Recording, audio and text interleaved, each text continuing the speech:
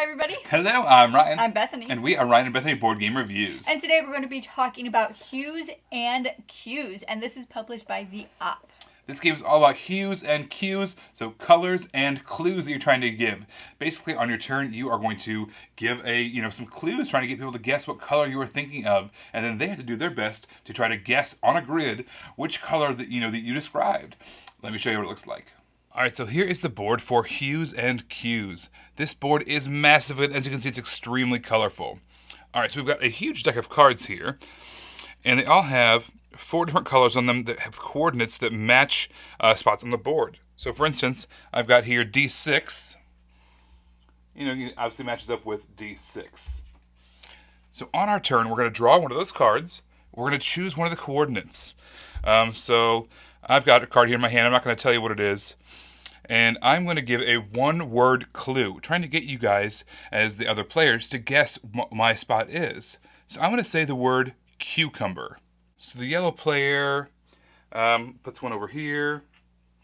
The blue player, they're going to think I'm talking about the outside of a cucumber, and they're going to put their marker over there. So I have the chance to look at the board, see what I think. If I'm getting enough points, I can just stop there if I want, or I can give another clue. This one can be up to a 2-word clue. So you cannot give clues that are, direct colors. So you can't say like blue, red, green, something like that. You could say maybe a more abstract color, possibly. But also you cannot say anything that might refer people to coordinates on the board. All right, so keep track in your own mind what you think as well when I'm saying these clues. I'm going to say now, narrowing it down, I'm going to say the inside cucumber. So now people, again, have in counterclockwise, before we're going clockwise, now in counterclockwise, they're able to kind of place some more bets. So the blue player now is going to do, let's say that, and the yellow player, they're going to go over here. I'm going to reveal my card, show that I was going for K12, and then we have this little kind of point chart here we're going to put over that coordinate. So we're going to put that over K12, right in the middle of it. Now, if any player was along the outside border, you can see those number 1s there, they are going to get 1 point. So the yellow player is going to get 1 point for their guess. Now, along the inside ring, those are worth 2 points. So the blue player right there is going to get 2 points for their guess. If someone had gotten in the direct middle, gotten the exact correct guess, they would have gotten 3 points. Now, as the clue giver, I get points for everything that's inside that square. So I'm going to get 1 point for having one person inside there. All right, so that was my turn. The play is going to go to the next player, and then we're all going to get a chance to have a certain amount of turns being the clue giver based off how many players are playing.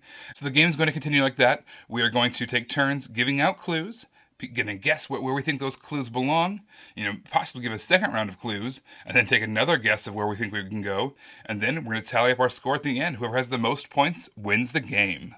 All right, you guys, before we talk about our thoughts on this game, we just wanted to mention how colorful it is and how colorful our shirts are. Are those like the cutest things ever?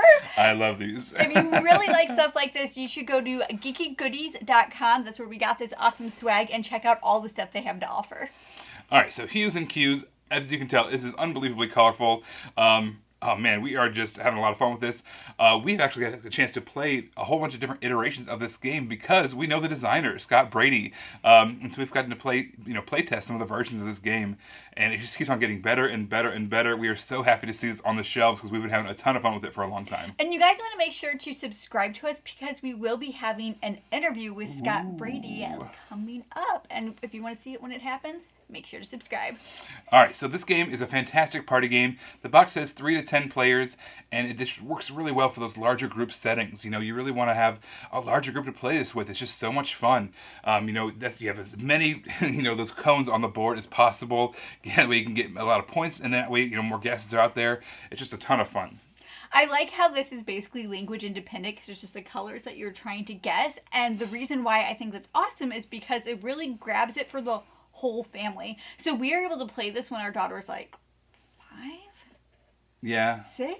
Definitely 6. Somewhere in that vein, but we are able to play it with her all the way towards, adults, whatever adults are. Senior citizens. Yes. But I just like that you can play competitively if you wanted to with that huge age range. I love how you are kind of encouraged to give good clues on your turn. You want to make sure that little 9 by or the 3 by 3 grid is filled up as much as possible, so you get the max amount of points. So you are encouraged to give good clues, not be super abstract. And also, people are encouraged to guess the best they can, so they can maximize their points as well. It's just a really smooth system. I like that. So the cards are nice if you play with people who have AP problems, so that way there's only 4 choices that they can make, do this or this.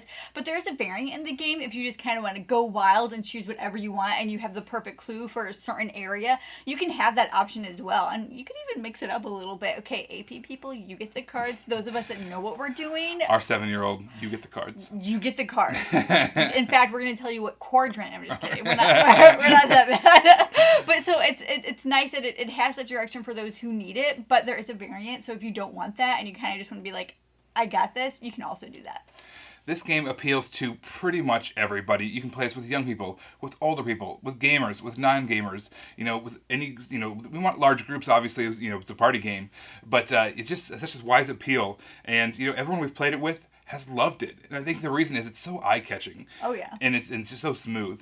I don't think it's possible to walk past this game on a table and not think, what is that? I need to know more about that game. Yeah, I only agree with everything that Ryan said. Just everything. It's the same. On the table, if you're walking by, you will immediately see this game. You'll just see it. It's going to pop out to you.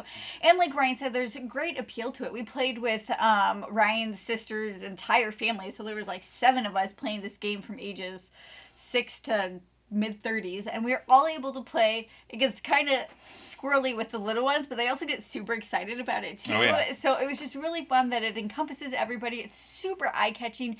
It draws you into it, and you're curious if you saw it on the table and you were walking by. If you're into party games and you're looking for one to add into the rotation, I would definitely check out Hues and Cues.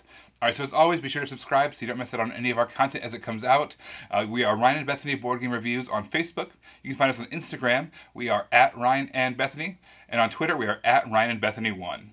All right, everybody, this is Ryan. I'm Bethany, and we're hoping to see you next time. Bye, everybody.